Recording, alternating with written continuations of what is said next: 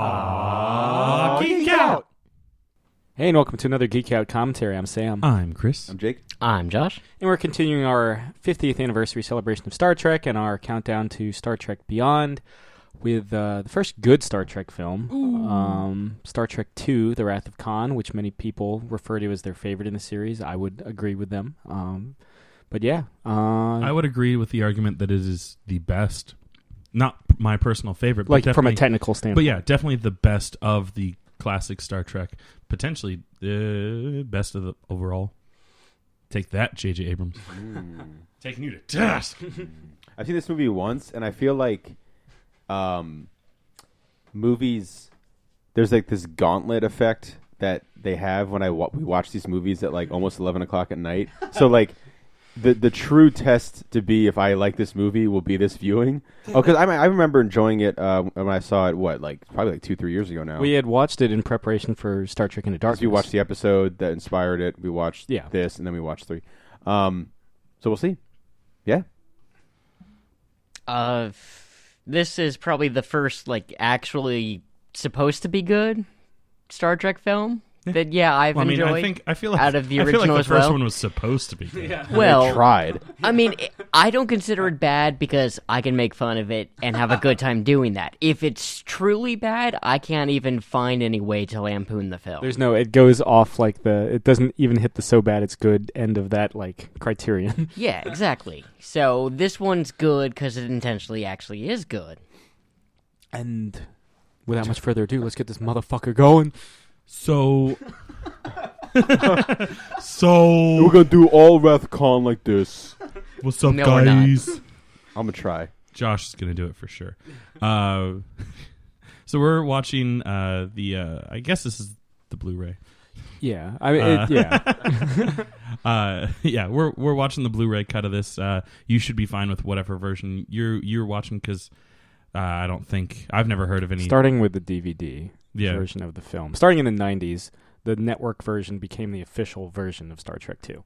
Gotcha. So just like with the first. So if you're watching this on if you're watching this on Betamax, sorry. Sorry for multiple reasons. You lost. It's a better quality tape. My dad would argue that to his dying day. If you, I wonder if my Laserdisc is. Anyway, so that was the last time I watched this was on Laserdisc, and I didn't notice anything. Anyway, so we're watching the DVD Blu-ray release of it. You should be good if you're watching on a comparable medium. We have the counter. We have the movie prepped, ready to go. Counter is at all zeros, so make sure you have that good. And then I will give you a countdown and tell you to hit play in 5, 4, 3, 2, 1, play. Whenever you do the countdown, I always do the little head tilt. And when I was listening to your guys' wonderful The Wolverine commentary, because I wasn't on it, I found myself in the car doing the 5. Was it entertaining just listening to our commentary? Oh yeah, I mean I've seen the movie, so I know. So I just listened to the commentary because I was driving back and forth from work. Right. That and Origins. Yeah. I'll never forget Sam texting me. I'm in the airport getting ready to board the plane. He's like, "Hey, is that all right if we do Wolverine Origins and the Wolverine?" I was like, "Have a ball." Broaden your own horizons. Although, I mean, I kind of want to watch them again just because I've been on the Feral Wolverine binge, as I've been calling it lately. Yeah, this is James Horner's first major film score because Rest Jerry in peace. Goldsmith wasn't affordable anymore because So the first Star Trek film was made for $60-some million or whatever, maybe $40-some million. This movie was made for $11 million. Wow. They were audiences the first Star Trek film was successful, but nobody fucking liked it. So they're could you make a movie? Because your dad saw it so many times. Yeah. Your dad funded Yeah. the Wrath of Khan. His name's probably in the credits. Yeah, and special thanks to Jack Stone. He was and his glorious mustache, which he doesn't have anymore. Yeah. They were like, could you make a movie for a quarter of the cost? And he was like, yeah. The director Nicholas Meyer, who we'll just cut out half the film stock. Yeah. Boom. Yeah, make it shorter. Less special effects. Because if you think about it, and then get Kirstie Alley. Yeah, they use the same set 3 times. basically make it like a television episode that we're going to show in movie theaters. Well, yeah, they were like, we need to connect this more to the original series. People were complaining about that with the film. They literally connected it to the original series. Yeah. Harv Bennett, who was a big TV producer at the time, and this is the first Star Trek film he produces. He produces this through Final Frontier. He hadn't watched Star Trek before he got the job, and as soon as he got the job, he watched the entire series, and he saw the thing about Khan, and he's like, well, they kind of leave that kind of open-ended, you know. Like Spock himself says at the end of the episode, Space Seed, Season 1. Good episode. Yeah. I've even seen it. That's how good it is. That's how you know. I haven't even seen Trouble with Tribbles, but you've seen Space Seed. That's true. But yeah, at the end of the episode, Spock's like, it'll be interesting to revisit this in a couple of years and see what becomes of it. And then this is, I guess, what becomes of it. Nice. That actually reminds me of somebody not seeing something and creating something wonderful. I found out recently, Prince had never heard "While My Guitar Gently Weeps" before playing that solo. Oh God! So wait, on stage was the first time you heard it? Nice. Because he knows his scales, so that makes sense. He just fucking shredded. Look at those ears. So beast. The Leonard Nimoy's big caveat for coming back, because he didn't, he's always kind of been, at that point he had been really kind of on the outs with Star Trek, like they had to kind of pay him significantly to come back for the first one. His big caveat to come back for this one is that he gets a dramatic death, and it leaked during production. And so Nicholas Meyer added this prologue where the original series cast gets killed to throw people off. They're like, oh, that's what they meant. Clever. Or you could just do what they did in the second J.J. Abrams movie and be like, no, it's not Khan. Yeah. And then it is. Yeah. Spock doesn't die, but he does. And he had, obviously, as history now shows, he's shown up in basically every original series Star Trek film since, and both of the J.J. Abrams ones, because he had such a good time making this movie that when he saw the film at he had such a good time that he had them add little backdoor ways for them to potentially resurrect him. The remember sequence you see at the end. And then at the premiere, he enjoyed the film so much, they were like, so are you sure you want to come back? He's like, I don't want to just come back. I want to direct the next one. Ooh. Do you know Kirstie Alley's the only core member of Cheers not to show up on Frasier? Because in Scientology, they don't believe in psychiatry. And, Frasier is that. That's a valid reason. Yeah. She's a Scientologist? Yeah. I don't know if she still is, but at the time she was. When you're in for life. Yeah, a couple of them have been freed. Yeah, tell that to Paul Haggis. Yeah. Or what's her name from King of Queens? Yeah, that's right. Yeah, she wrote that book. Yep. Here they come. If you ever doubt the influence of Scientology in Hollywood, remember that Going Clear wasn't nominated for Best Documentary. Yeah, seriously. When in fact it was an amazing documentary. I still have it saved on my DVR, so I can watch it again. Take that. Take that, Tom Cruise. Death of Sulu. Oh, that's right. I remember this beginning now. It's clever opening. The Tamagotchi Maru. Shits on everything if you don't clean it up. And there's... Yeah, these death scenes are amazing. Also, this is what they get for all wearing fucking red. Yeah, right? They're all red shirts this time. Nobody's safe. Yeah. Spock dies twice in this movie. I mean, this proves it. You wear red, you will die in a Star Trek film. I did like that... Well, the military redress was very clearly like, let's make it more nautical. Yeah. I did like that in the reboot series they showed they showed us Kirk going through the Maru. Lights. Illuminate. That's right. Spock has since been promoted captain since the first film, and he now captains the Enterprise. I like that. One of the things I really like is there's this undercurrent thing of this is essentially Captain Kirk's Admiral Kirk's. Jeff Goldblum. Yeah. Sexy.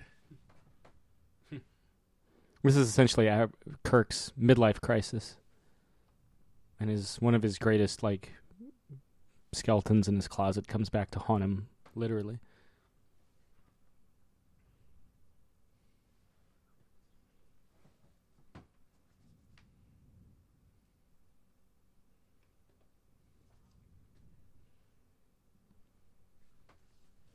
found life. But yeah, I like the undercurrent theme of death and that sort of thing. I like the fire extinguisher in the background. Well, They're ready. Meyer Safety first. They Meyer- ready. They ready. Meyer said his greatest contribution to the Star Trek mythos was a healthy amount of disrespect. He's like, why does it have to be so? Can't it be a little more practical? And the creme brulee dish neck. I like these outfits. I think, from if memory serves, these are like my favorite uniforms that the original cast wears. I still like the original series, TV series ones. Oh yeah, those are iconic. It always bums me out that they never wear them in any of the movies. Until you get to J.J. Abrams. Yeah. Vacuum man. According to Nicholas Meyer, he specifically told Shatner not to look at the janitor, and in every take, Shatner looked at the janitor. Do they address in the original series that he cheated? Not in the series. It was It was invented for this movie, as Sam was saying earlier. But by the end of the movie, they do. He's like, they're like, how did you pass it? And he's like, I cheated. No, in not so many words. Yeah, his son, reveals to the audience. We'll get there. Yeah, it's like an hour.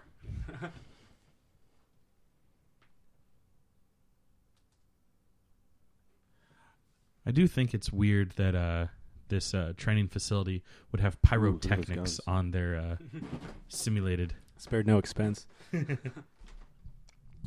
VR wasn't really that big a thing in the future. Yeah, by the 23rd century.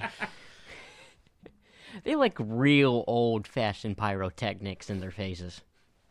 The Meyer also made the observation that the way to kind of get Shatner to deliver a good acting performance is to just take after take after take after take. So by the end of the day, he wasn't overacting anymore, which kind of is why you kind of get this world-weary Kirk performance, which I really like. It's one of Shatner's best performances in anything. Yeah. Because he's just been beat down the entire day. I remember since we watched the episode, what is it called again? Space Seed? Yeah. Right before watching this, we almost just jumped right into it. Noticing the difference in the performance, it wasn't as you can't do the Shatner impression in this movie. It doesn't really work, except for the Khan yell. One of my favorite pieces at the Education Center in Mount Vernon is the Washington's pistols, and always kind of reminds you of that in the background right there that he carried during the Revolution. His take there with the drink almost looked like, oh, this is real. I was not expecting it to be real on set. I thought it was just going to be blue water, but it's blue curacao. He said, damn it, Jim.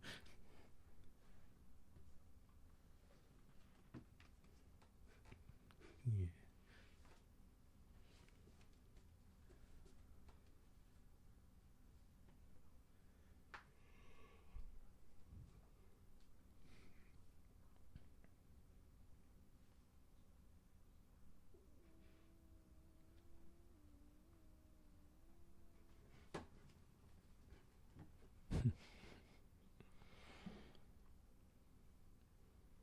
I like that Bones is always the one that tells it like it is. Mm. He usually does it to Spock because he doesn't like Spock's logical facade. But here again, we get Kirk's kind of crisis point.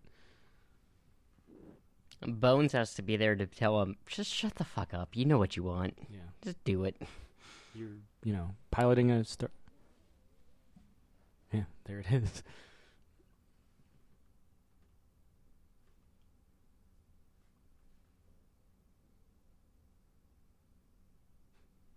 Isn't that what he's already done? Well, Spock tells him straight up. He's like, piloting a starship is your first best destiny. Anything less is a waste of material. The design of the Defiant was an accident. They basically took a spare model of the Enterprise and accidentally flipped it. And they're like, oh, that looks distinct. That looks different enough. That's hilarious. So, like my statement made earlier off recording, they all looked the same back in the day. I mean, accurate. yeah. So it's an easy mistake to think that it was the Enterprise that Khan steals. Yeah. I mean, It is a Constitution-class starship. and it is just the same model, just turned around. They're making these movies on a budget. $11 million. Doesn't buy the starship it used to. Why? Do you like the kind of almost more real-world design than we had than over the... I know Chris is not bummed that they left out the fisheye lens. Or the, The bifocal lens. bifocal. Yeah. I am very happy that we cut out the bifocal lens.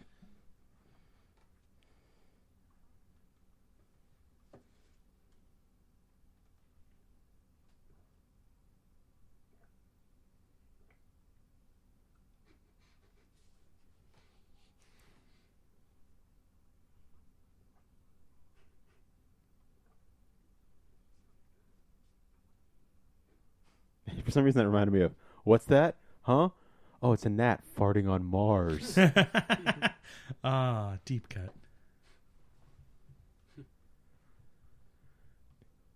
Sorak. Seen in the 3rd season episode, The Savage Curtain. Oh, didn't make it that far. He teams up with Abraham Lincoln. Nice.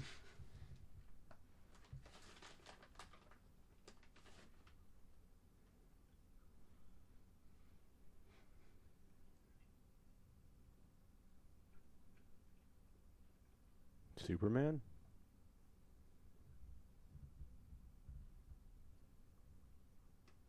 But he definitely was overgrown. That ship, like, stopped flying. They did that scene and then it started flying again. Yeah. And Mark. Making the movies on a budget. Looks like the Guardian of Forever behind them. You say just jack off? Yes. Jack off. Yeah. Jack off Anton. Or Jack Antonoff. You're such a jag-off. Like, the spacesuits are just recycled spacesuits from the motion picture that Spock used for his spacewalk. Well, it's got to be standard issue throughout the Federation. Yeah, even if the rest of the uniforms aren't anymore. Why throw away a perfectly good working spacesuit? I love that the blowing wind effect is just superimposed on top of them, and they're not even like trying.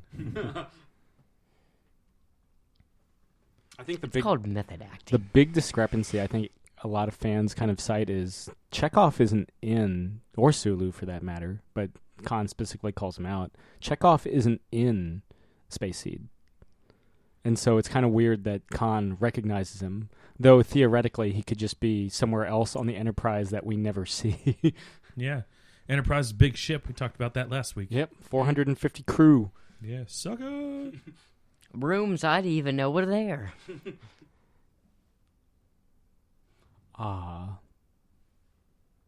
Hey, he's in Terminator. Yeah, he gets killed in the police station. Yeah.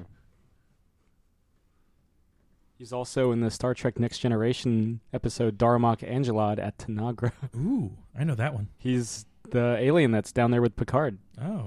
What episode, or yeah, I guess what episode was Kelsey Grammer in Star Trek?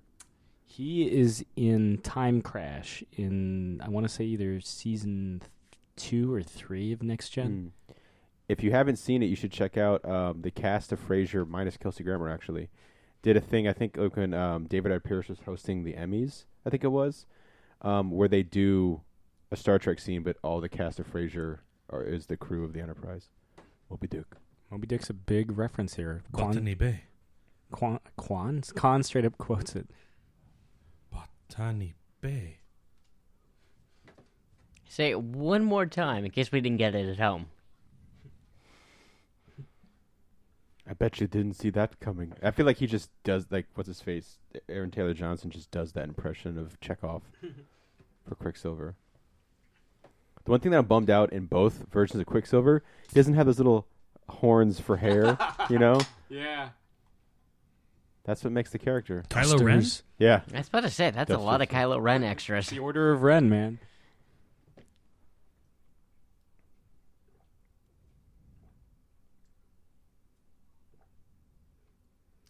of the Tyrell Corporation? One and the same. Could be. There's nothing that says that the Blade Runner universe can't exist in the same universe as Star Trek. Could happen pre-eugenics wars. Who knows? Yeah. It could be the thing that starts the eugenics wars. Well, he's the thing that starts the eugenics Well, I mean, wars. The Tyrell Corporation. Kept it on. Wait. Whatever. Kylo Ren is Khan? Would have made for a better movie, wouldn't it? I Oh always my God, if Kylo Ren took off his mask to reveal Mercado Montalban back from the dead, I would have loved it. I always heard that like everyone that was part of the film said that it's actually his physique, like it's actually his chest, because there was that rumor that it was a prosthetic. But he's like, no, I just did 200 push-ups a day on the set. Didn't drink any water. Yeah. Like Hugh Jackman.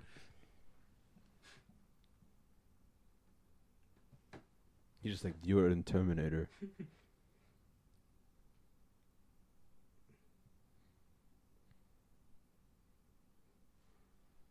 Even one I've never seen. As I say, including one you've never seen? There was plenty of things that happened in that episode that didn't make it to TV. The whole encounter wasn't 60 minutes. It was like a week, right? A couple Several days at least. Yeah.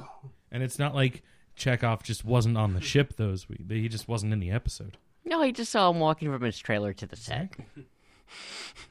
I think one of the novelizations posits that he was the security officer watching Khan in the brig. Is it true that a lot of Khan's guys were just Chippendales dancers? Yeah. They do look The pretty. women, too? Yeah. They look like they're from solid gold.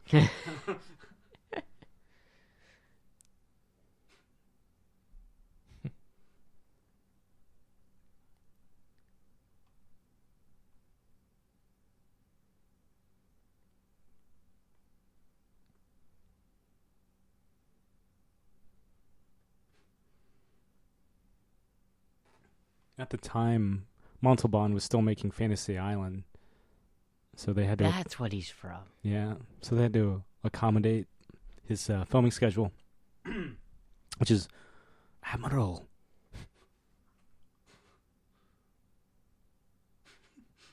Say it again. Yeah, he's trying to make sure he pronounces it right. What is this word? Didn't he take both gloves off, or he just took one glove off? Just one. He I keeps. only remember seeing one. Yeah, I think he keeps the other one on For the ladies. Yeah. Like, what's his name in Of Mice and Men? Lenny? No. George? No, the antagonist. Oh, The son of the guy that owns the farm that they work at. right. He always keeps one glove on. There's your Steinbeck reference. Yeah, you're welcome, everyone.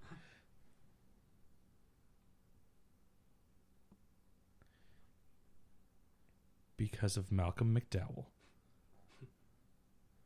And that's basically what he tries to do in Generations. We'll get there. A different star system, but...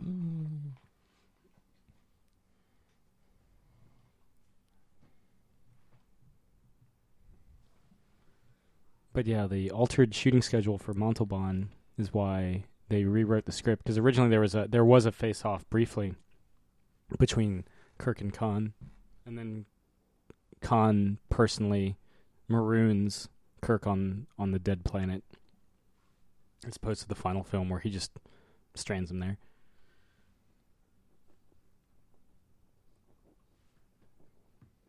So he did try to steal the Enterprise in the original Space episode. Yeah, absolutely.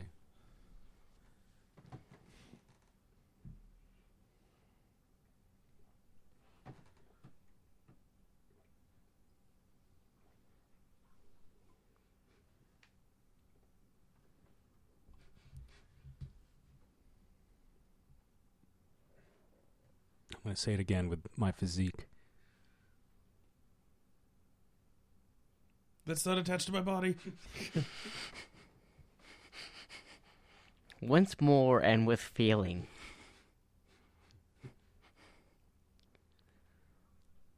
There's the physique.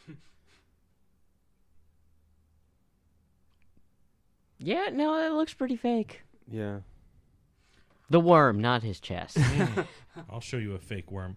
Wait. Again, everyone said, like, the director's like, no, he was just that ripped. He would basically do push-ups in between takes.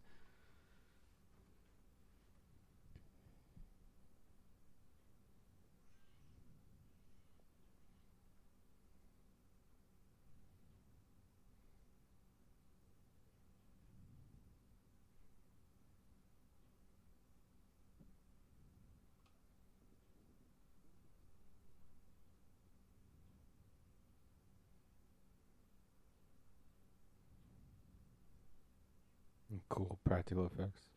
Oh, wait until you see the ear. Oh, I know. I do. That's something that even if I forgot everything else about this movie, The giant ear. I remember that shit. Gigantic ear. The scene always scared the shit out of me as a kid.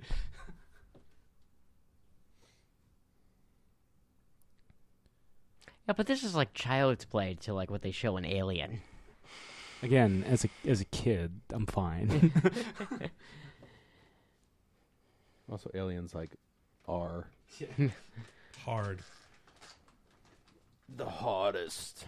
This is like a hard PG? Yeah, This is before PG-13. about 5 years before PG-13. Temple of Doom, was it? Temple of Doom causes it, Causes, yeah. and that's 2 years after this.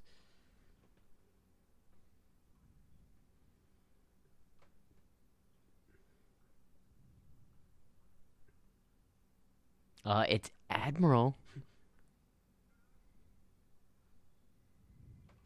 When Chekhov or Walter Koenig got the script, he's like, so I just scream again? Like, he was just like, so, because he got the big thing he got to do in the previous film was scream, and he's like, so you just want me to scream again?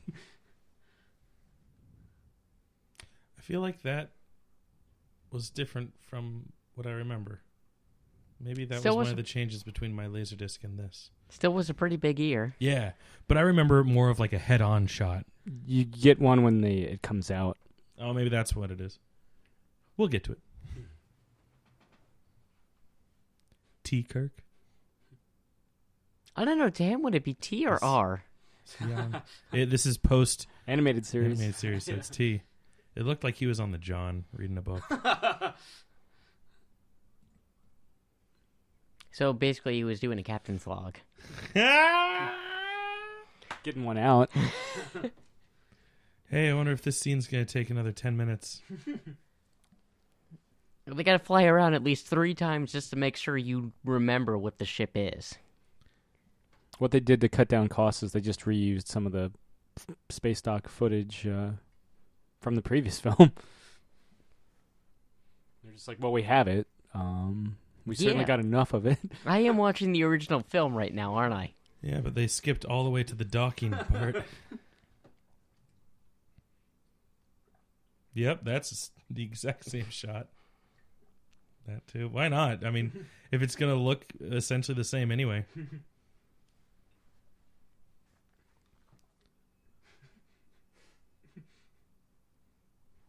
So that's how they do that. That's her one job. And she She's going to did act it the shit out of it. spectacularly.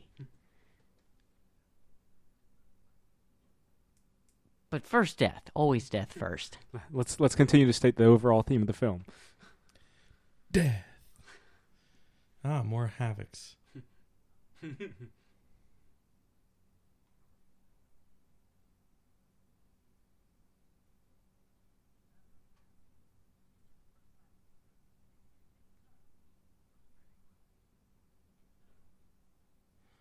Who's more annoying, that kid or Wesley?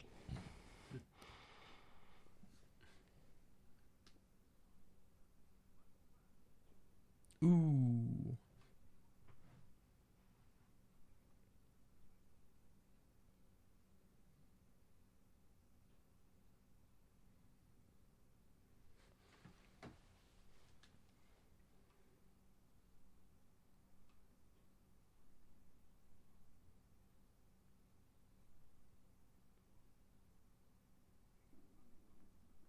Ooh.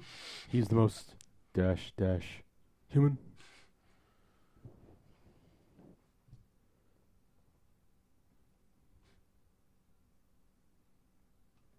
This is a scene from the network version of the film. So if you're watching that Betamax, you're not going to get it.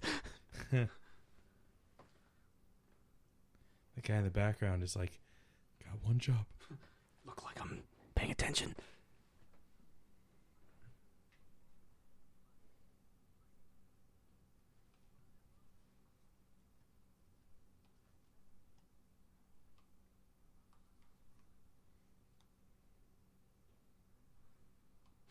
I'm already bored. This movie isn't gonna carry itself.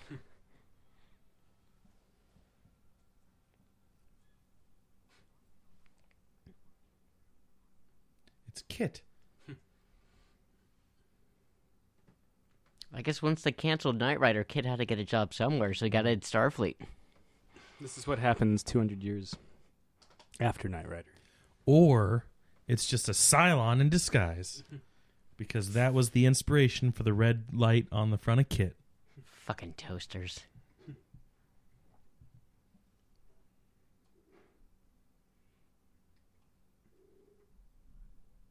Where's that movie series? Battlestar or Knight Rider? Yes. Well, they tried with the Caprica, didn't it? Well, not film-wise, but they tried to reinvigorate interest with Caprica, and it didn't quite take. Yeah, but why was there never a movie series after that? Money. Interest. You're the only one that wants it. No, I mean- I'm the only one asking the hard, important questions. Oh, okay, Jesse the Body Ventura. I'm just here to ask questions. Where's my Battlestar Galactica movie? Oh, now you like impressions. no, When I they was just agree with afraid of your where wants. that impression was I going. definitely with hear that some voice. Rocketeer in that from James Horner. Mm.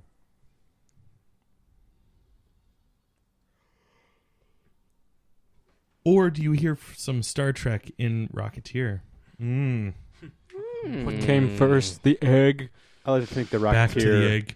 The Rocketeer was just waiting in Hey, there. I'm in the same scene in the first movie. Yeah, in fact, there was the Rocketeer. Hey, it's that same piece of dust from the first movie.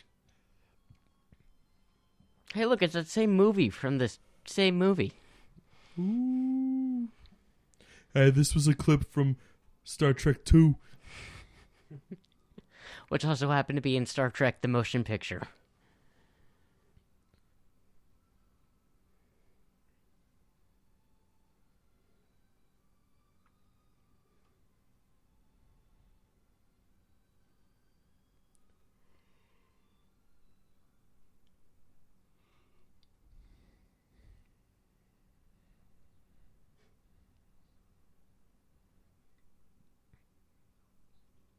Oh my.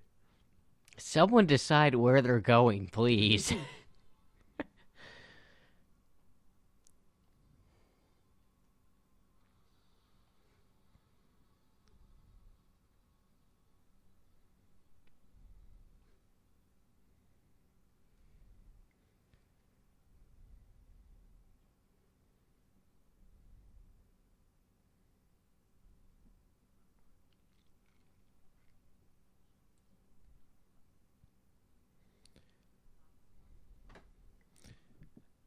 It'll be 64 kilobytes.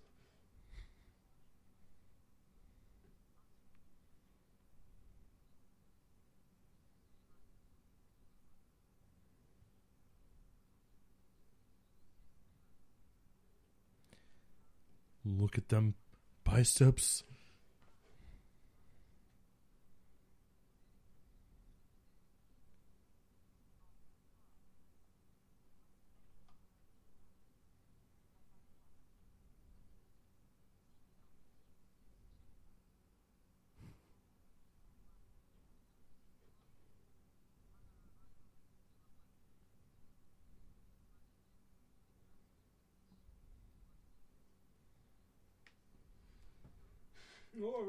Robbo. I'm the only one here with no sleeves in my lab suit. Look how jacked I am. 2 different sleeve colors too.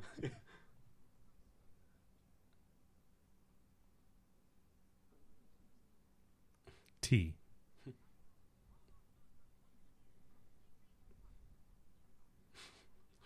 He's really selling those fucking biceps. Oh, totally. Which one? The one. The one without sleeves and one on showing the off far his left. biceps. Okay. He was like, "There's guys from Chippendales here. This is my big break." Yeah, the Defiant is just a redress of the Enterprise set. Again, to keep costs down.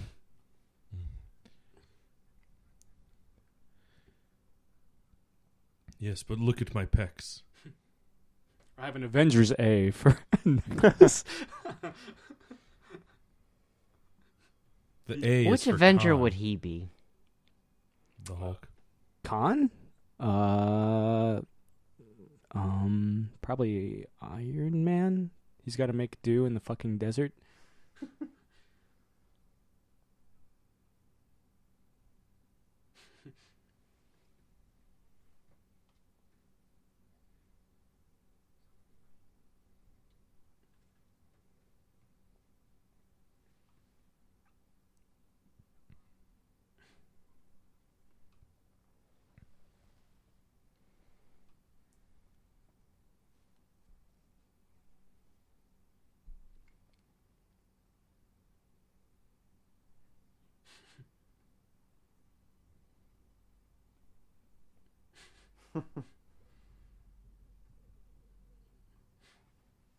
Difficult to pull off, too. Ooh. He has no trouble with humor. Heh.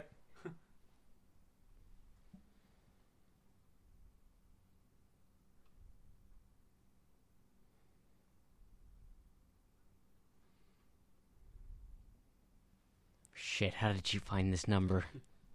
She finally figure out that her son is my son.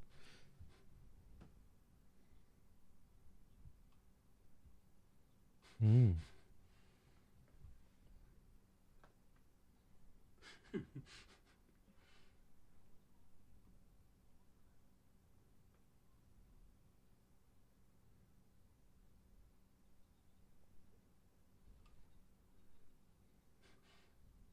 I feel like at the same time, Shatner's also working on T.J. Hooker, so he's probably got a wacky shooting schedule, too.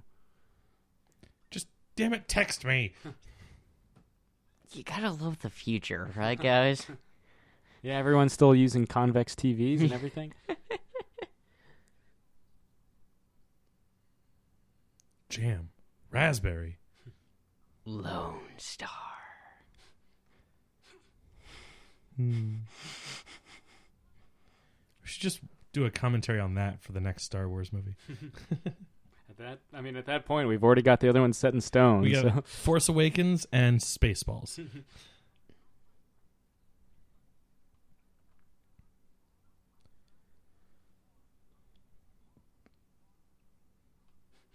It's the government, man. It's the government. Cheese it. When was this film made? Came out in 82. Ah. I would have guessed mid-70s. It's impressive considering the motion picture came out in 79. Just for the themes. I mean, everyone's always hated the government. Mm. It's not new. Looks like a wall of pennies. Mm. How do we Dearly know it's beloved. not? I mean, I it's like- the future. They have no need for money. I like the infinity mirror behind him, too.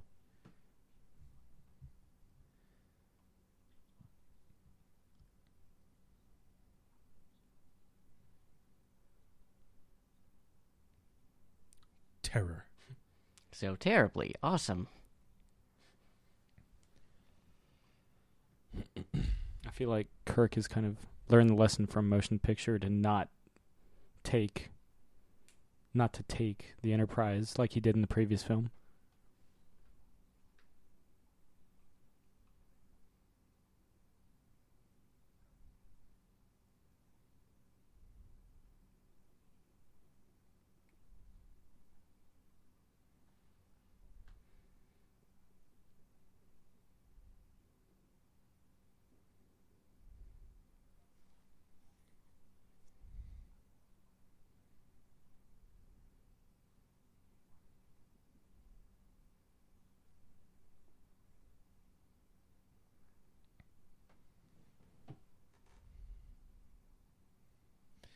Anything less than the best is a felony, Jim. How did that not make it through edits into Liar. the final product? He said the thing.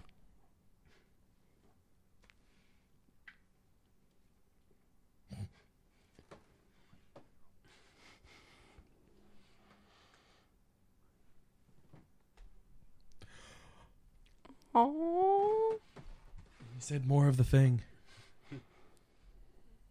I'm not crying. I'm not crying. Not yet.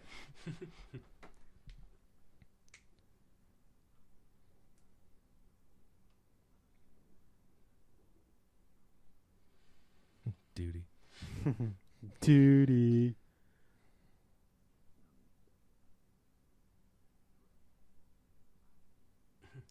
Don't break the ship this time.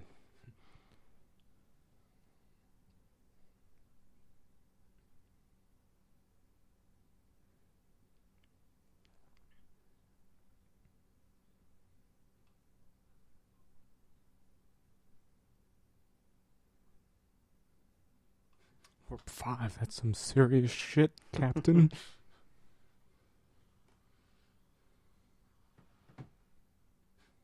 At what point do they not consider warp such a big deal? Because I feel like they're still nervous about it. They changed the warp degradations for next gen. So it was a big deal in the original series if they went warp factor 7. Like they'd be like, you'd know they're in like they couldn't sustain warp factor 7 for too long. Whereas I feel like warp factor 7 in next gen, which kind of makes sense because it's like 70 years from Star Trek 6. They're just like, all right, yeah, just go warp 7, and they're like, all right, cool. But I mean, at one point we even see like the beginnings of warp. Well, we see the beginnings of warp in Enterprise. Yeah. Well, really, First Contact, and then Yeah, the exactly. Enterprise picks up where that leaves off. Yeah. Oh, look, he's quoting Moby Dick, like everybody. Anybody else quote Moby Dick? Nobody? No. Oddly enough, I do not. Call me Ishmael? No? Okay. As I say, we won't get another captain to heavily quote Moby Dick until First Contact? yeah. Yeah.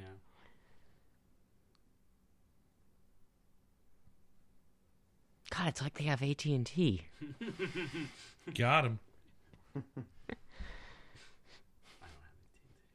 I don't anymore either, Sam.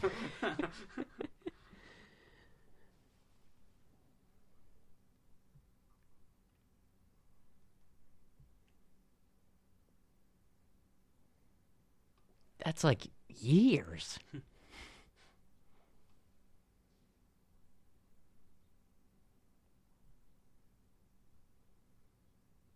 The band?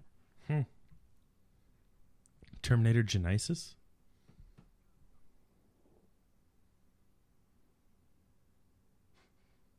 He looks so proud of that, saying she had the gun.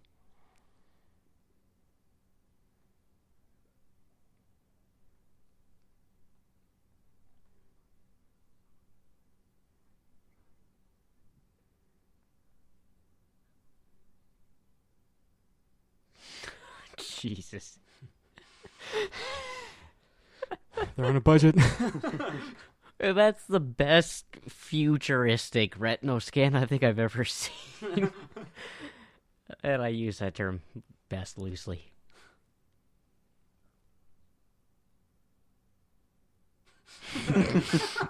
I had relations with that woman. Where is the lady penis?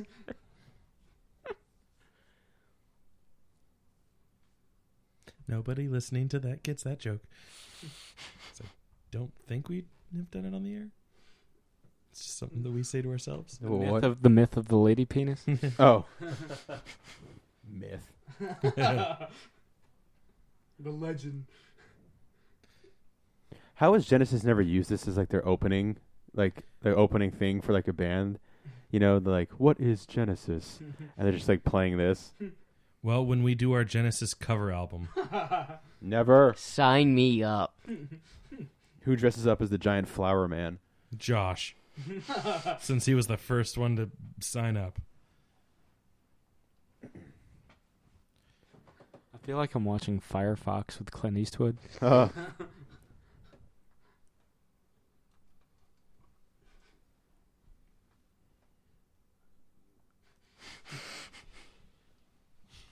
That'll be the end of the album, just that soundbite of him being like, fascinating. A hurricane.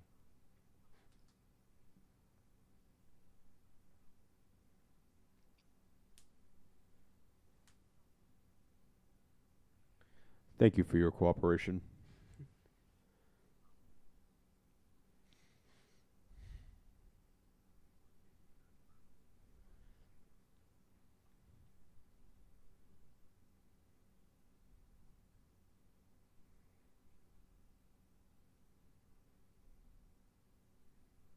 Can you finish a sentence?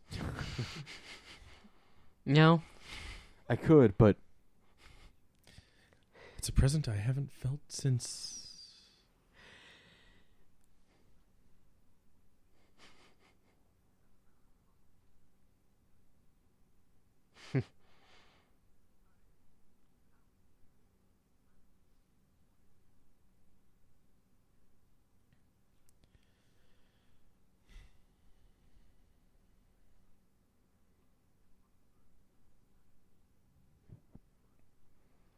But then it's not McCoy.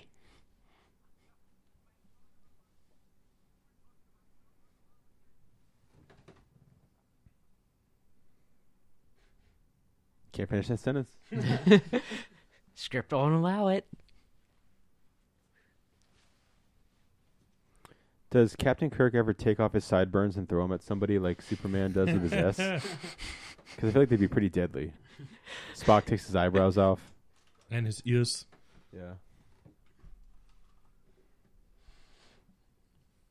I'm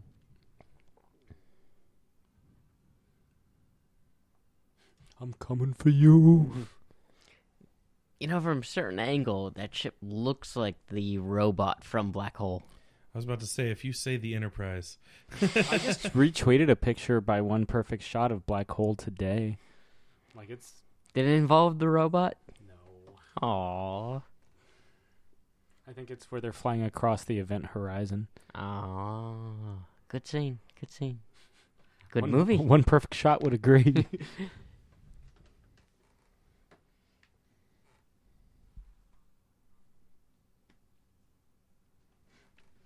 I was talking to Tom King, the incoming Batman writer, and he's a big Trek guy, and he was like, I get that it's a friendly ship, but why the fuck wouldn't Kirk at least lift the shields when they don't respond to the comms? Why haven't they taken a shower when they've been on a ship?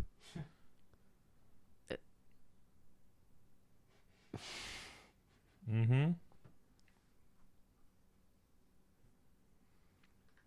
I was just about to say, Space. well, you are in space, but god damn it.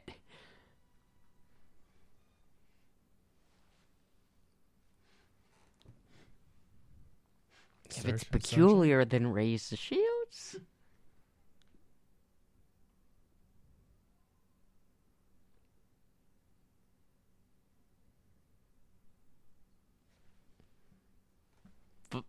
Voice message? Did someone send him a voicemail? You can have voice messages in addition to video messages.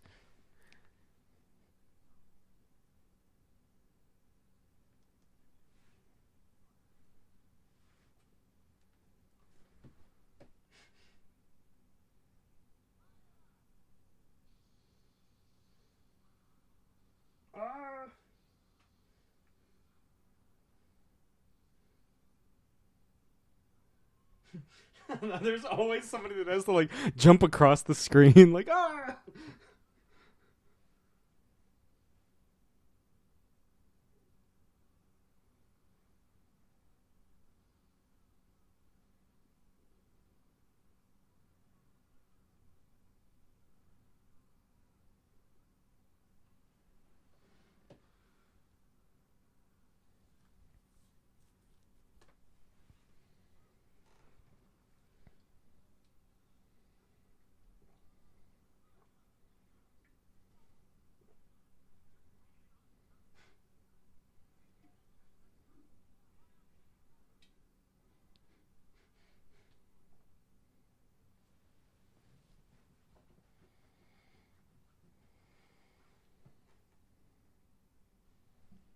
Well, that was a lot of really good pointing.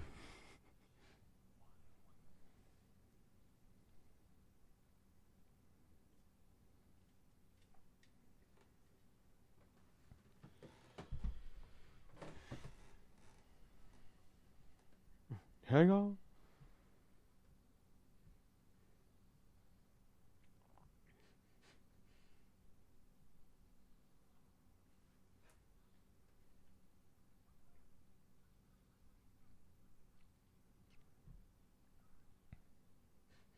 I was trying to fight the mob.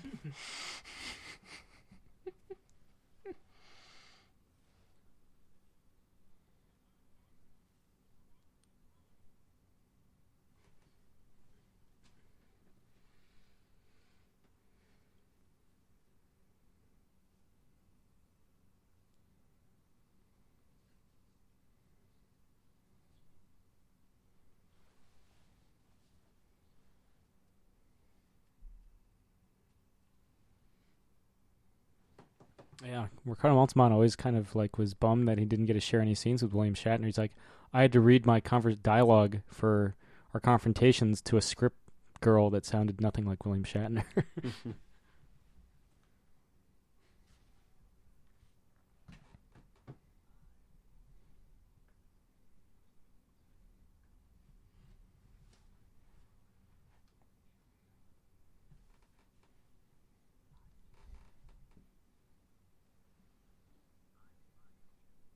That's why he's got the Avengers A.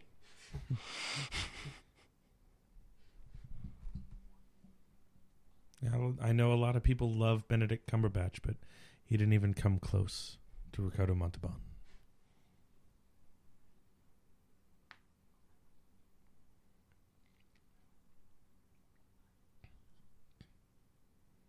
Go fuck yourself. Yeah.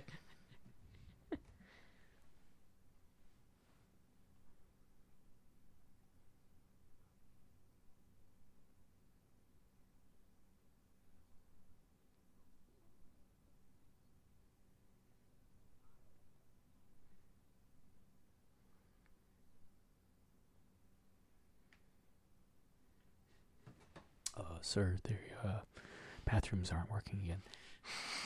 Shit. Yes, exactly, sir.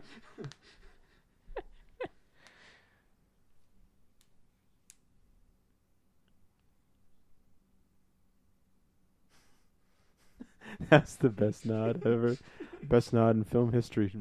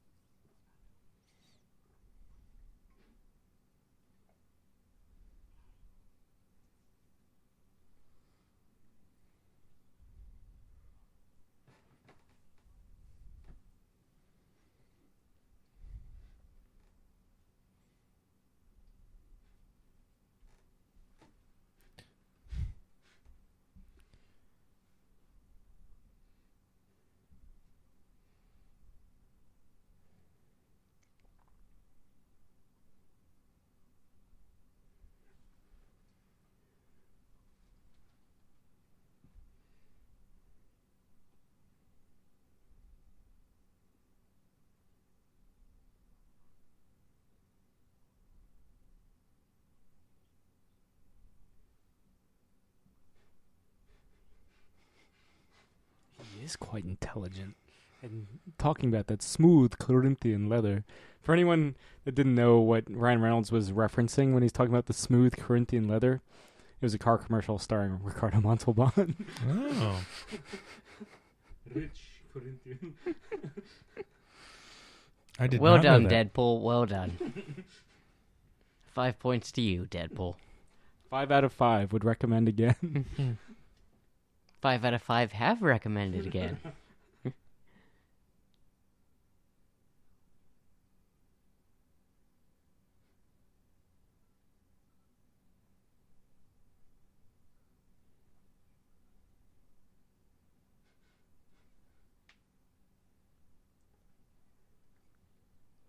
I don't have enough training for this. All these buttons and none of them do anything. They're just lights. I like that crucial close-up of Shatner mouth. It was almost like that close-up that I did of you for our Halloween video. Hey, look, they're using the fire extinguishers. Practical. And efficient.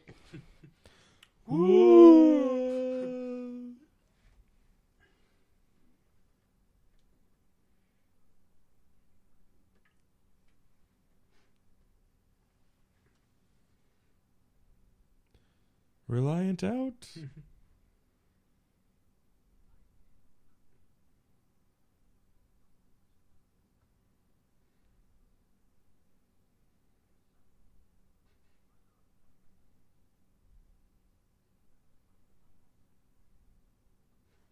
Mr. Scott's here to tell you. This bad. Why would you bring that kid up to the bridge?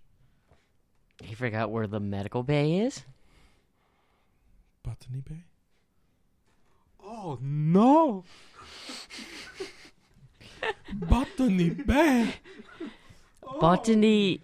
Karambe. Mula Mula Karimbe. Way? What? Oh God! What's the thing from Stargate? With the chocolate, Millie Way? No, something way. I want to say it begins with a B. Bunny Way? Yeah. Bunny Way? Yeah. Kill me.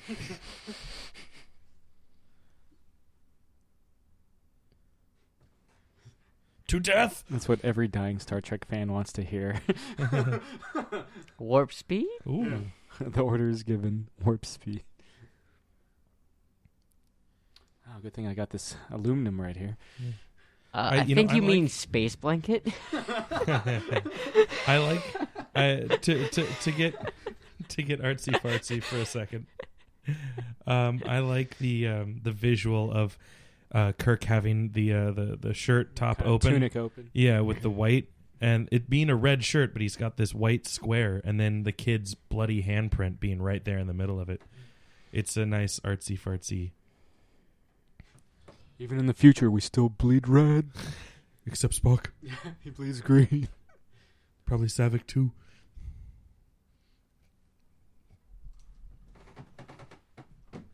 For a space station, it doesn't look pretty regular. You haven't seen it take a shit?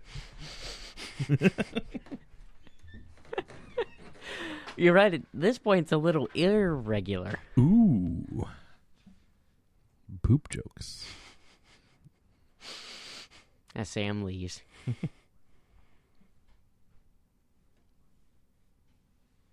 Also, the blood's clearly moved on his shirt. Ooh. Like, a lot. But that's okay. Even in the future, blood moves.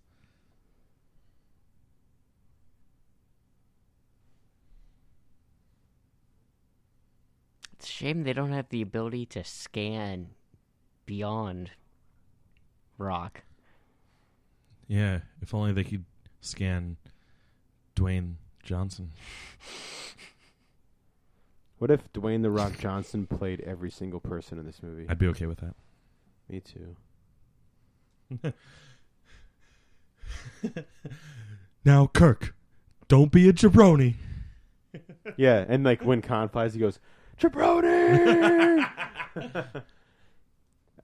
He was the most jabroni. He was the least jabroni. Yeah, he was the least jabroni. Can we petition The Rock to? Yeah, he's not busy, right? He's not doing like a million movies this year. I feel like he'd be down for it though. Oh, totally. Mm-hmm. He likes doing remakes. Yeah. Look at them jackets. That's what I want for my winter gear. Josh, birthday. On it. Yeah, Josh, birthday. Just get the notes. He's like, yes, okay, got it. Tabasco. Miss Tessmacher.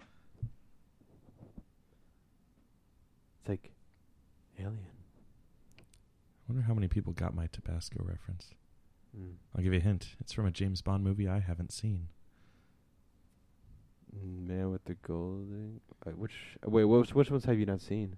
Man with a Golden Gun. Okay. and I haven't seen and the one with Christopher Walken. Oh, View to a Kill? Yeah. I'll give you a hint. It's a view. It was Christopher Lee that said it. Oh, Malik Golden got that, yeah. Sam would have gotten it.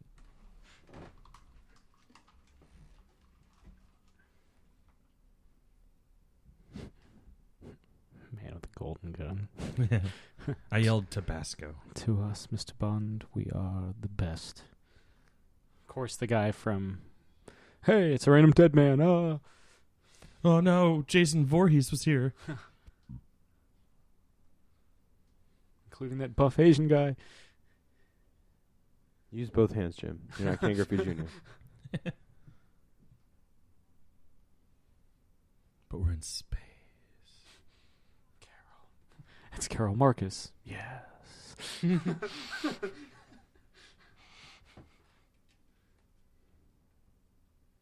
God, they're still trying to contact this place? Don't they know we're here?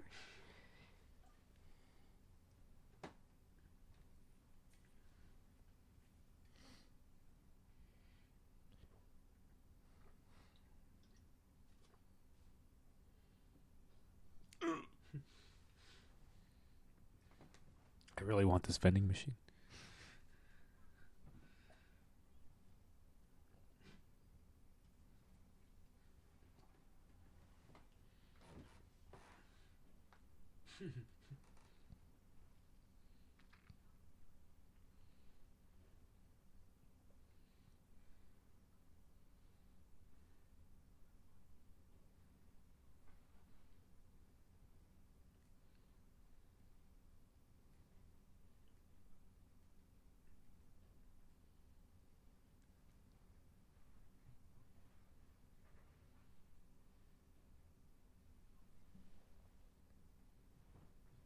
I don't know. He still looks pretty controlled.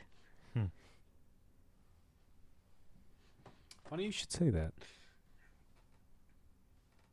Erased from existence.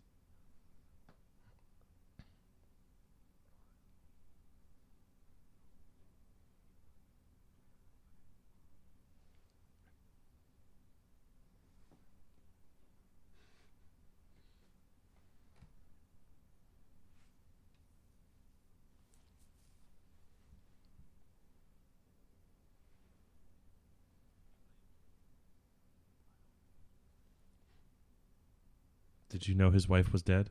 Because I'm pretty sure that exposition happened while you were somewhere else.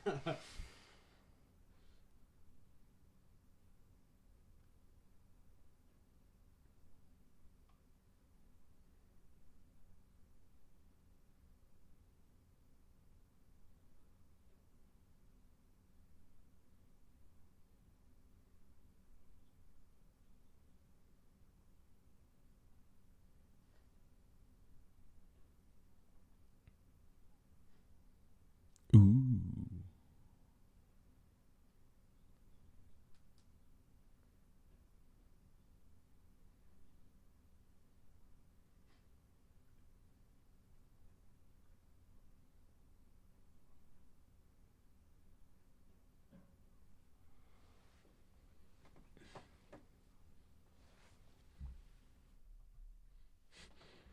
I like how we get a scene here that's kind of like Dick Tracy, where Al Pacino's like, we'll meet him at the docks.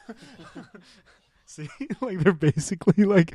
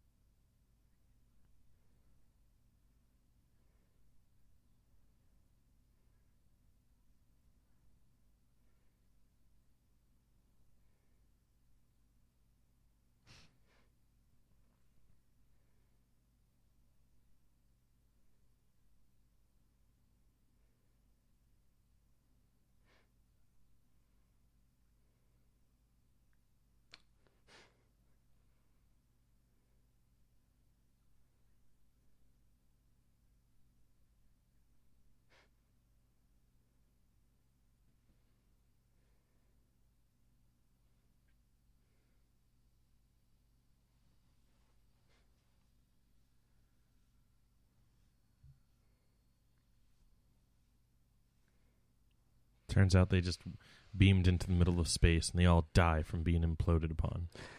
Like Kirk said, it's their big chance to get away from it all.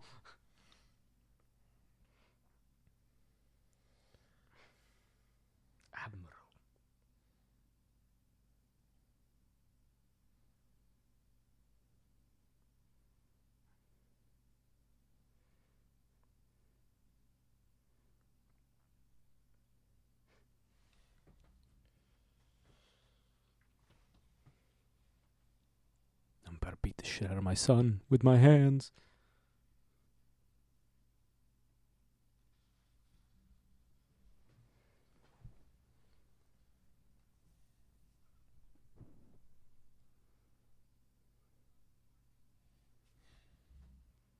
Why did you say that name? That's my father's name.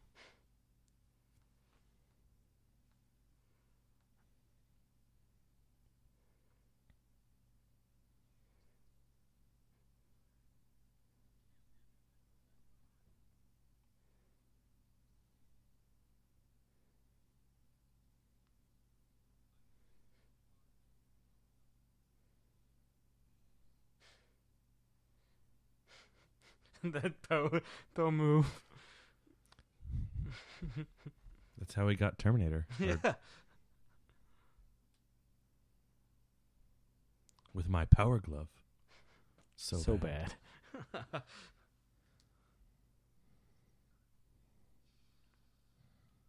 I like how it actually makes like phasers painful. Yeah.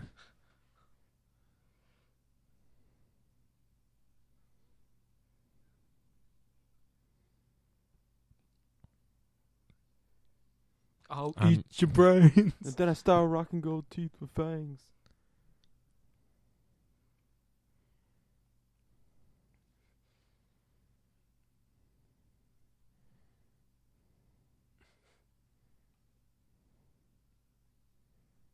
He's got such dreamy eyes.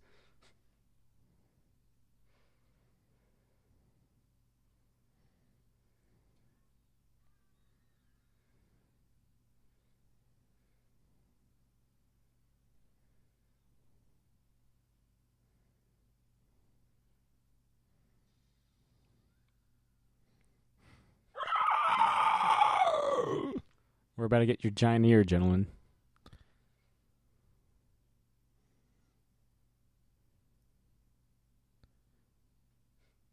There it is. That's the ear I was... Whoa.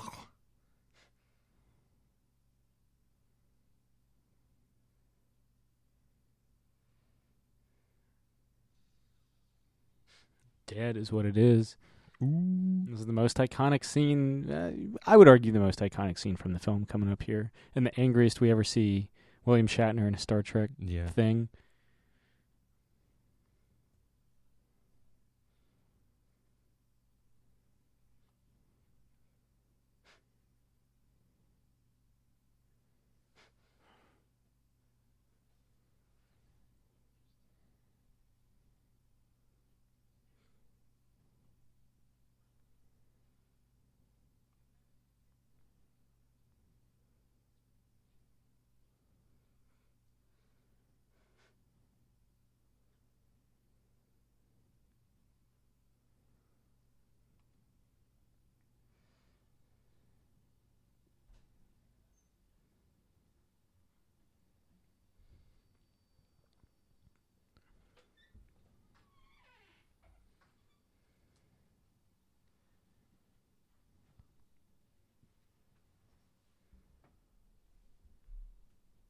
Do you know how many takes they did of this? Oh, I don't know.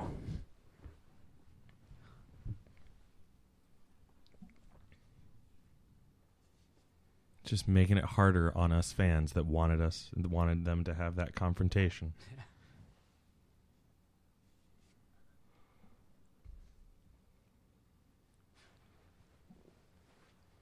Do you really want to hurt me? Yes. We're about to see him have right after the Khan scream. Look at Montalban's face. He basically has like an evil gasm. Wouldn't you if someone screamed your name out in pain and agony? Yes. Wait for it.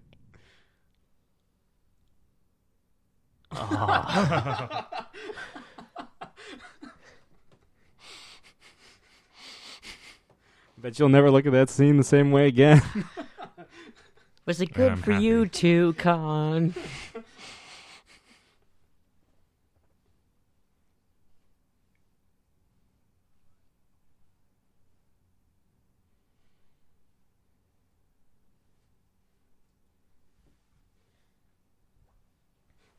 Down to Petticoat Junction. Dun, dun.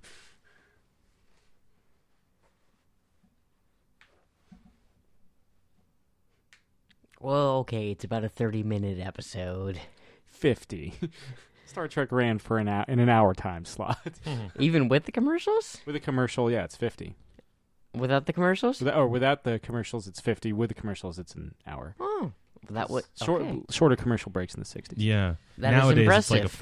43-minute show with Yeah. commercials. Which is weird when you watch a show from that era in today when they have to chop it up a little bit more. I had an ex who loved MASH and would get pissed off watching it on TV because it'd be like 10 minutes shorter.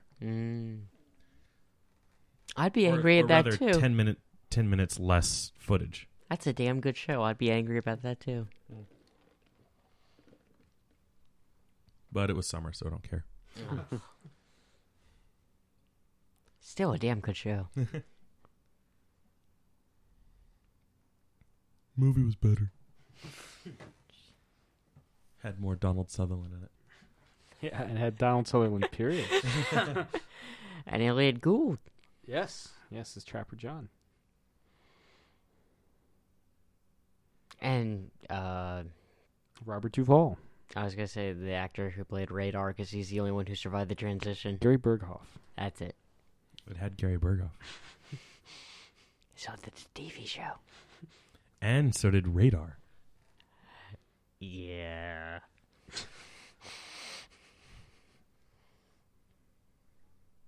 Are we dating? Are we fucking?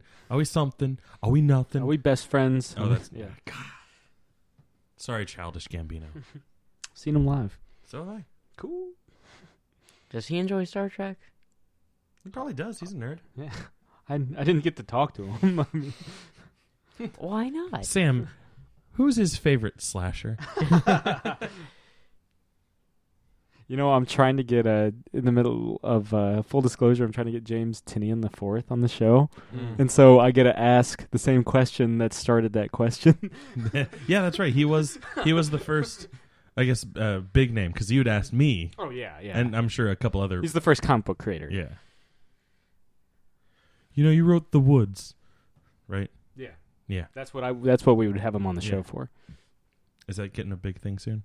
Well, I Or mean, like a trade, we're or just in general. we're now officially on the Boom Studios press list, and the Woods Pick up that name. Yeah. And James Tinian the Fourth. Yeah. And so I've been talking to their PR guy. It'd be cool. Yeah. Especially if like I did they ask. I asked him about Grant Morrison because he does Klaus Mhm. with Boom Studios, and they're like, "Dude, nobody gets Grant Morrison." And I was like, "I understand. But I need to ask him about how to take my Slurpee. Meanwhile, a very poignant scene has been going on in Star Trek Yeah. that we've just been bullshitting over. No, it's Kirk's again. He's coming to terms with his midlife crisis. I mean, what do you think Chekhov's doing in this scene? Recovering. He's clearly got the bloody ear still. I was going to say pretending to At be least he's- asleep, but yes, at that least- sounds a lot more At important. least he's conscious enough to be still holding the rag up against his head. Or his ear, more specifically.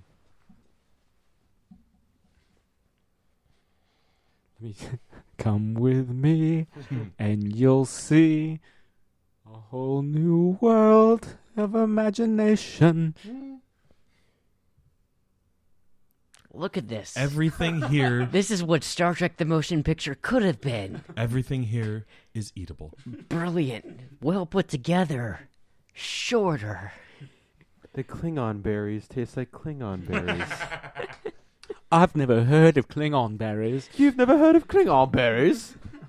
You're right, cunt. Only a proper tosser's never heard of Klingon berries.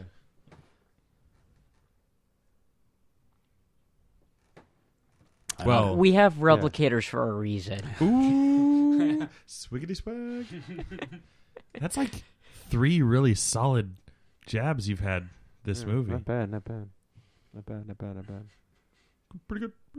Pretty good.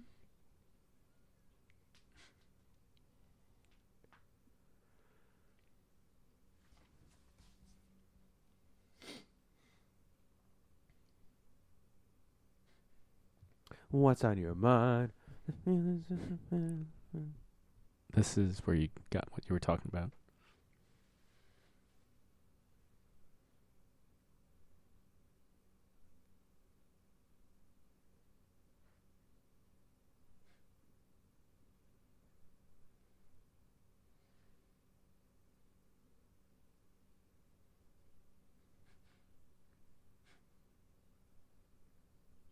In the J.J. Abrams verse, they try to court-martial me. And then later give me a ship because I did it. Well, because he saves the Earth. Yeah, well. Tell me more, he all Subaru. gets there because he cheated.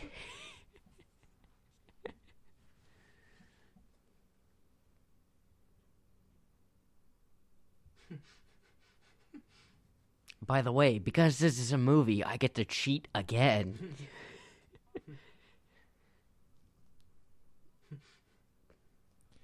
Our ADR was done in a very echoey chamber.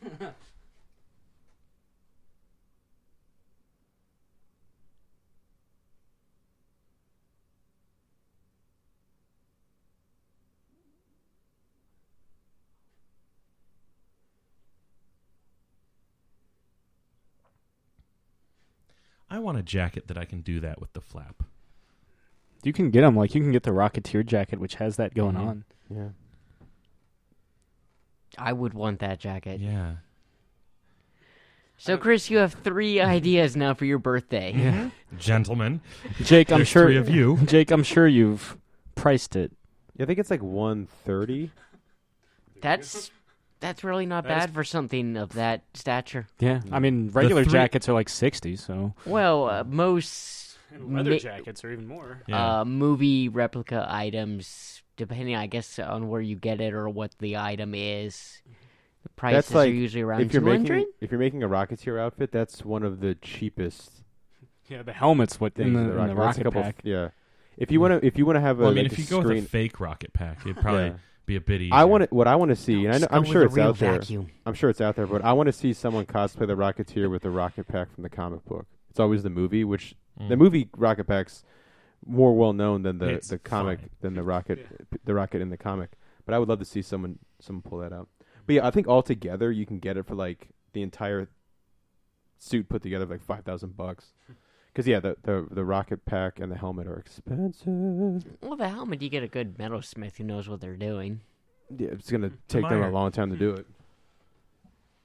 Oh, yeah, especially if Meyer's doing it, it's going to take ages. That Batarang that's over there by Olivia's pictures took 5 years. Then Granted, going by that, then I did not commission it. He Yeah. just was like, "I'm gonna make it," and then it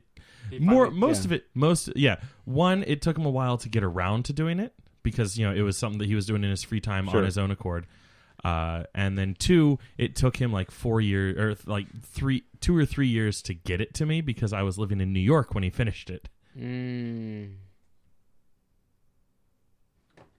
We never do see how Khan gets that cut, do we? No. Novelization, All right. I'm guessing. I have it, so I can double check. I'm willing to bet it was just probably either from the cut sword fight between him and Kirk that the script supervisor forgot to take into account. It was just like, no, he totally gets a cut from that. And they filmed that first. Who the fuck knows? And if that happens to be in a novelization, that's still true. Yeah. Because I don't think we see it when he's like, when they hit the Reliant. No, his chest can deflect photon torpedoes and phaser blasts. Well, I suggest he starts to get ready to start deflecting.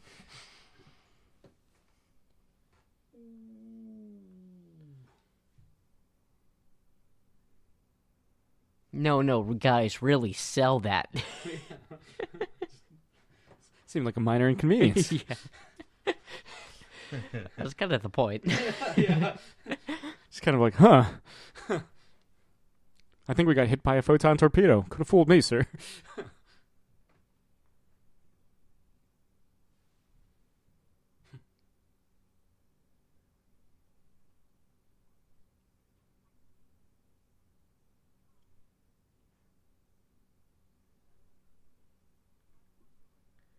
So I did a Google search to see if there were any people. Oh no! Now my phone thinks I'm trying to use Google. I did a Google search to see if anyone had done the Rocketeer with the comic book Rocket, and the only ones I could find were girls doing like sexy Betty Page Rocketeer cosplays, and then doing the comic book Rocket. And I'm curious as to how many fuck boys are like, couldn't even figure out the right Rocket. What a fake nerd girl. Fuck you. She read the comics. Twat. They wanted to change the So basically everyone, Chris.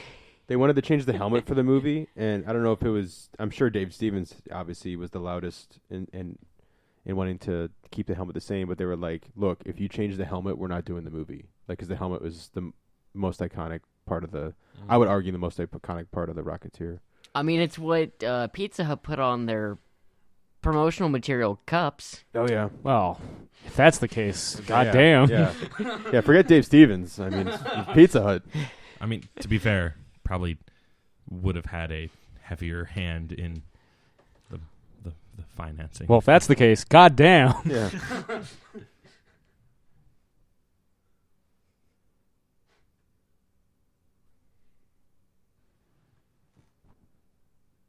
I told you, sir. That's why I argued against going into the nebula. Shields don't give a shit. Yes, sir. Yes, sir. I'll just do what you say. Yeah. Shut it up, sir. Yeah. The first time we see Kirk and Spock interact in any Star Trek thing is in the second pilot, unless you're watching, I guess, the things in air order. But in production order, the second pilot, they're playing three-dimensional chess. Kirk and Spock beat Khan by fighting him three-dimensionally, because Khan's used to fighting on a two-dimensional plane. They're in space. They can go anywhere they want. Ooh. I don't know if that was an intentional thing, the idea of them fighting into the 3D aspect, but I always thought that was a cool... Because it's Spock that points out that he's not fighting three-dimensionally. You're not thinking fourth dimensionally. Yeah. It's funny because, like, To be fair, I don't think many people can. watching this movie again, like, it's clear that Khan's chest is really his chest, but there's so many scenes where it just looks fake. You know what I mean? Like, It's the like way watching... the way it moves and like the light shines off his pecs. You know what, Sam? That had to be pecs. So much pecs. Remember that quote we were thinking of? It had to be this movie we were watching of. Yeah. Which that means like almost a couple years ago, the Facebook memories. Yeah.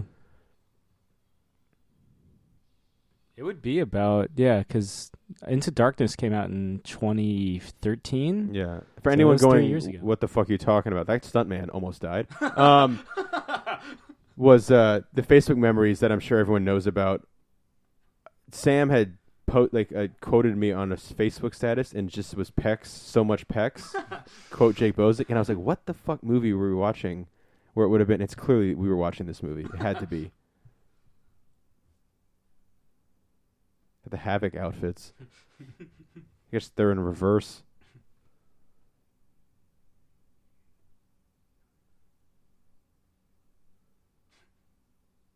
Yours is superior. Superior penis. Warp speed. Chess piece. There's an old Batman Superman cartoon that I'm pretty sure Grab Thor's hammer. has a nod to the Kirk Spock death, or it might have happened before. Who fucking knows? But I remember seeing a picture of it where Superman is like fucked up with kryptonite radiation, and his skin is green, and he's in like a capsule, and Batman has his hand like on the capsule, looking down at him. It's on one of like the collections of greatest Batman Superman cartoons of all time. You could probably find your local FYE, because that's where I saw it. And I didn't buy it for some reason. I'm starting from the beginning and watching all the Kirk Allen serials. Or 2 movies, basically. $9.99 at your local Best Buy. We have no sponsors. Nope. But if you want to see the earliest CG, and I mean CG Superman animated, Kirk Allen's serials where when he would take off, he would turn into an animation and fly away. And I was like, that looks so much fucking cooler. In my opinion, some people hate it. I think it's awesome. Because it looks like somehow organic. The way they would cut it together. It's cool. Better than like flopping in the wind with like strings in your back is what I'm saying.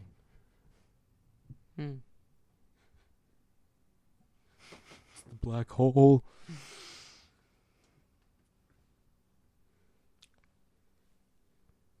Did that film come out first? Yeah, it came out the same year as Star Trek: The Motion Picture, because it was Disney's answer to Star Wars. Just like Tron was Disney's answer to Star Wars. Now Disney's answer to Star Wars is Star Wars. Yeah. Yeah. Which is a More shame Star because Tron Wars. was better. And you just keep thinking that one. I love Tron. Honestly, I was thinking about that the other day. I was like, how fucking good is Tron Legacy? I mean, Answer, really good. Yeah, I was about to say, it got the sequel that Black Hole never got. They were supposed to remake it. I think that's just kind of stalled out. Yeah. We can do it. Disney's been toying around with the Rocketeer for the past couple of years. Yeah. We can do that one too. Wing Wang Wong. Can we just remake everything we want to see come back? There's that stuntman Yeah. getting. It's probably the same stuntman. Same guy in the beginning too plays McCoy. Yeah. Just like, hey, are you good at taking pyrotechnics to the face? Yeah. Yes. McCoy is probably my favorite member. Not probably, he is my favorite member of the... Remind me, The did crew. they ever catch shit It's not just for... because... What's his face? Carl Dredd. Urban. Sorry, go ahead, Josh. Did they Sorry. ever get what were you saying? catch shit for destroying this Federation starship? No, because it's possessed by. They get shit for stealing the Enterprise in the next movie. You know, speaking of McCoy, and maybe this is just me being the dreadhead or whatever, but like for the Awesome Con pictures, it has like, you know, like their face and like a character they're known for. And I get why they chose McCoy, but I was like, they would have probably been like, oh shit, it's Dredd. Yeah, so the picture is is Two-Face? McCoy instead of Dredd for Carl Urban's. That kind of bummed me out. They don't mention Dredd, I think, anywhere on the Awesome Con thing. They don't. They don't. What the fuck? That's why we need to go, Dread helmets and all, straight up to him and be like, Dredd helmets are definitely cheaper than Rocketeer helmets, that's for sure. It's because it's only It's got half the the- material. He's got the little hand. Yeah. Oh yeah, Jesus Take my Christ. strong hand.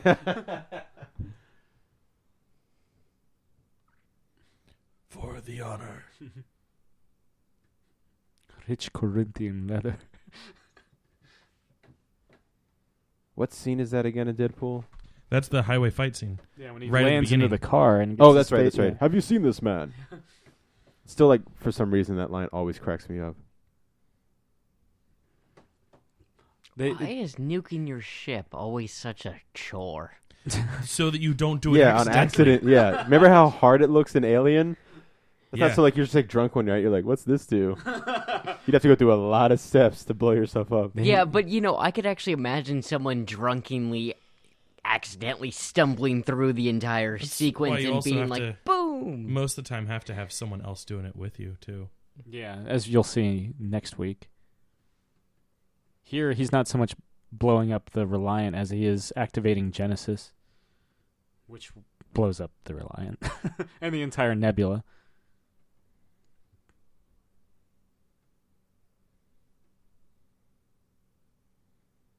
Genesis. It's biblical, sir. It's the best-selling Sega console. Streets of Rage. Yeah, Even better than the Dreamcast?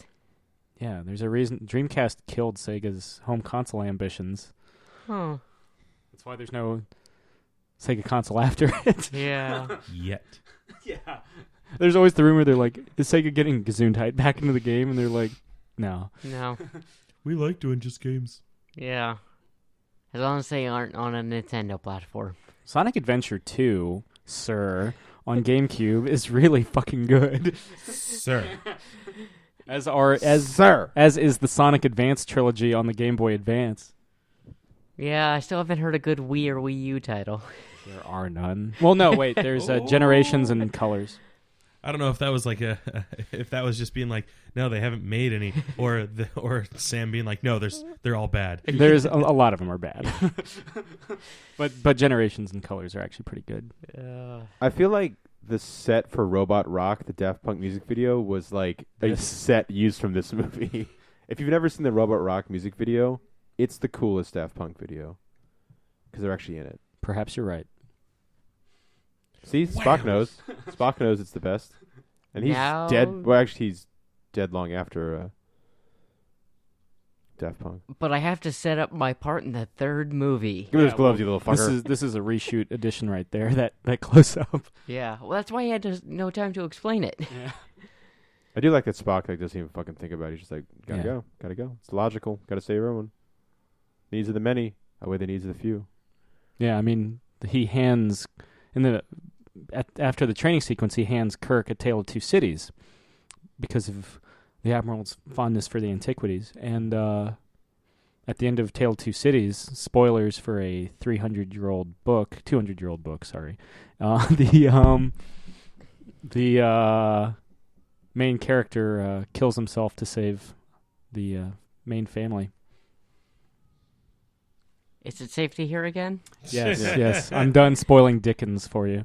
I don't know what these commentaries have done to me, but I don't know if you guys realize I just quoted Star Trek a minute ago.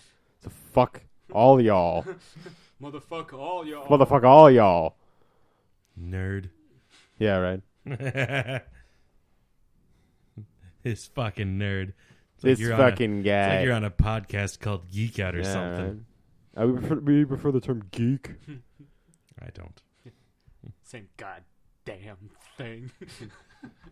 Semantics, motherfucker. It's whatever you want. It's whatever you want.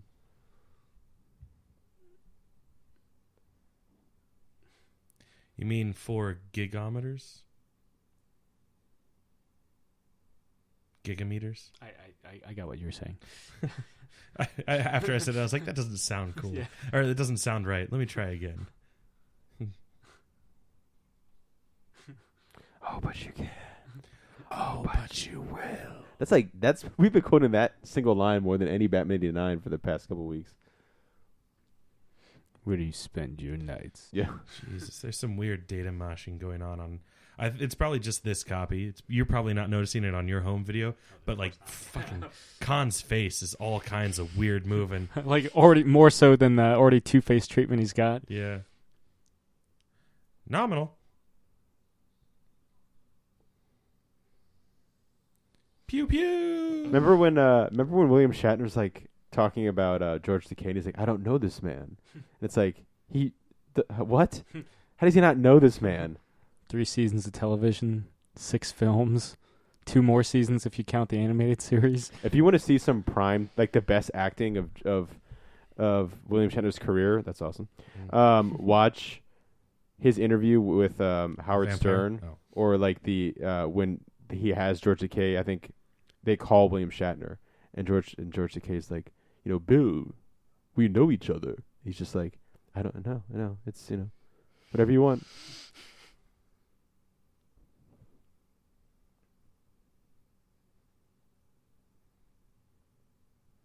Is this like the least Sulu we see Sulu? Because I feel like he's like, he's right there. I mean, the first two, both this and the first one are basically. He's got more to do, I think, in this movie than he does in the motion picture. And this one's half as long. Better Bones. Boom. Did I leave the fire on? Yeah, that's his hot pockets in too long. No. Sir, your hot pockets have dinged. Fuck my hot pockets. The insides will be molten. It's headcanon. It's headcanon. I'm sure Gene Roddenberry would be fine. He with just it. totally aced that engineer. Like, get the fuck out of there. Stunts.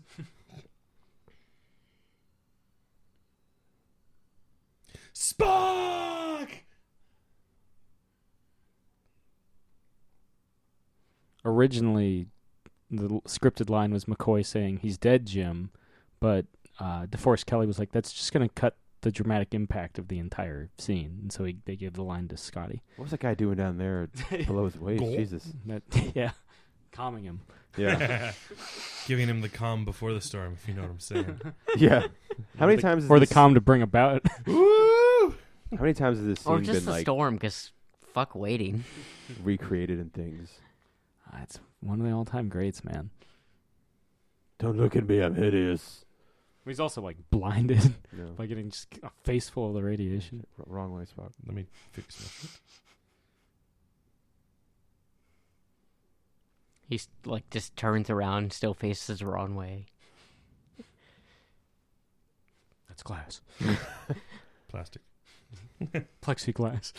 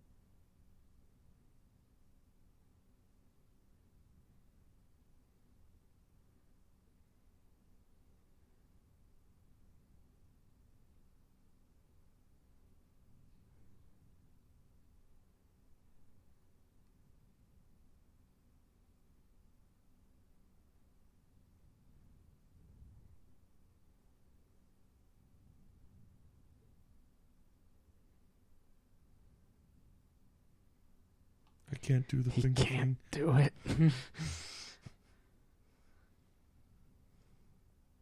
Is that the Triforce I see?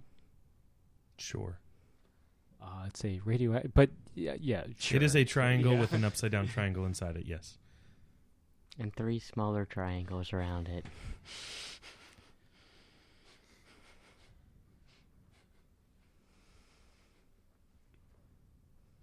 There's your one perfect shot. Mm-hmm. As it fades into that. It is like pretty dumb that they just switched that around for the Star Trek Yeah. Into Darkness. Yeah, Like, I thought it was... Like I remember when I At saw first- it, it doesn't feel earned. At first watch, I was like, "Oh, that's clever." They switched it on us because we all saw the Khan thing coming, so we obviously assumed that Spock was going to die. Okay, fine. But yeah, then like after I thought about it, I was like, "No, fuck that. It was stupid. Fuck them." yeah, everyone's like, "Oh, he just ripped off 4 when he made 7." It's like, no, dude, he switched the ending of a movie for you know the other one. His coffin's a torpedo, right? Is that what he's being launched out in? I mean, that would be dumb. You can barely get out the word human. And even George Takei's voice kind of cracks a bit. But to answer your perfectly timed question, Josh, yes, it's a torpedo casing. And it was James Doohan's idea to get to do the bagpipes. He isn't actually playing, obviously, but he was like, I think Scotty should play bagpipes. It's like, yeah, fucking course. What else would Scotty play? Thrash metal? Yeah, come on. That'd be awesome. this is the future. Yeah, thrash metal would be seen as the classical music. Yeah. Well, they mentioned a lot of kind of beat writers in Star Trek 4 who were then beat writers in 1986, and Spock's like, the Giants. Suggesting that 200 years in the future, yeah, they would be king shit. Yeah. And there he Just is like how no one exploding. cared about the Beatles in the 60s. Well, they cared about them in the 60s, but the 70s they didn't really. When the Beatles broke up, they were like, all right, they're done. They're like, and then would you say it was the death of Lennon that really reinvigorated the love of Beatles, or was it more kind of anthology? I think the death I wouldn't be helped in surprised if it that. was the death. But I mean, there was the speaking of Shattered Glass. There was that's time kinda now. eerie. Fuck you. But there's the whole people wanted the Beatles to get back together all throughout the 70s. But yeah, I think the finality of Lennon's death was like, Yeah. we're never gonna get it. Yeah. Because I feel like most people just figured it was a matter of time. Yeah. So most of the Beatles did too. Yeah. Didn't they just write this kid off or kill him off in like the next movie? Yeah, he isn't long for this world or the next. Ooh. Like most of the people Kirk gets to know. Like Spock. Oh, too soon. Star Trek 3 is like a dark fucking movie. Like if this. Yeah. Basically, Kirk loses everything to get his best friend back. Kind of like Civil War. Yeah. It's Talk to also the Well done, the third Jake. one. Well done. Yeah, talk to the Russos. Hey, did you dig Search for Spock? Yes. Oh no, they figured us out. Kill them. Kill them, geek out boys.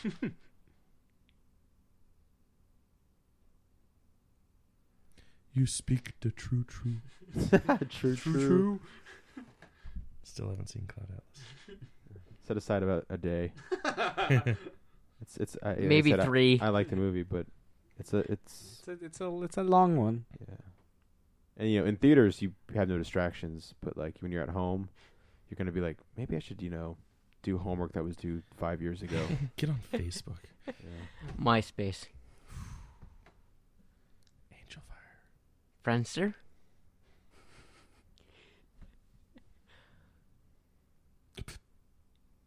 You won't be thinking that in like one more movie. Well, it's not the fact that he's his son that gets him killed. Tell that to the scriptwriters. I have nothing to argue about. I cannot disagree with you on that one. It's like, why should we kill this guy? Kirk's kid? Yeah. Good enough for me. Yeah. We're going to blow up the Enterprise, kill Kirk's kid, and have him give up his commission? Yes. Okay.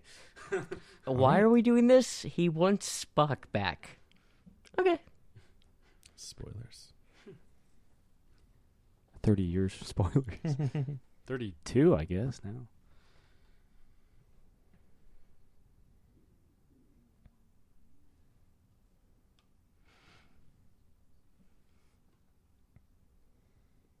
I would be interested to see how this happened.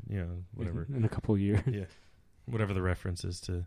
Space Seed. Yes. It really must have been a treat for fans though, who watched it as it aired and then saw this and they're like, "The fuck out of here!"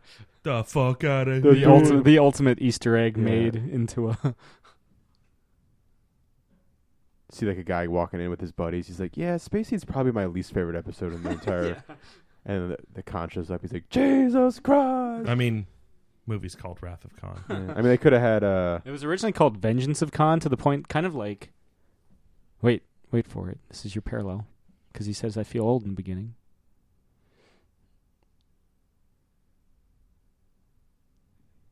But yeah, there was marketing material for the film with the Vengeance of Khan, not unlike Revenge of the Jedi. And they're like, that's too long a title. And they're like, well, Wrath is basically the same thing. And they're like, make it Wrath. Well, Make it also, their justification for revenge was they were like, that's not really the Jedi. Well, no, I mean, it's not the same justification. Their justification Yeah. for vengeance was just like, it's too long. And they're Oh, like, yeah. All right. And Wrath just sounds cooler. Yeah. Yeah. Remember Wrath, the wrestler from Beca- WCW? No. He was there. Because Vengeance is just like, he's getting him back. But Wrath is just like, he's bringing it He is to him. He's furious. fucking him up. Yeah. I don't know why, but I got a feeling like we're about to see the opening intro to Jurassic Park.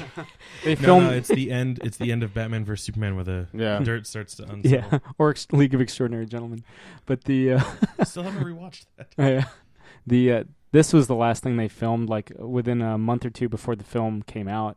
And so none of the cast knew about it because they were just filming at this, like, park with this, like, prop coffin in the middle It of it. is the I was intro gonna to say, Jurassic Park.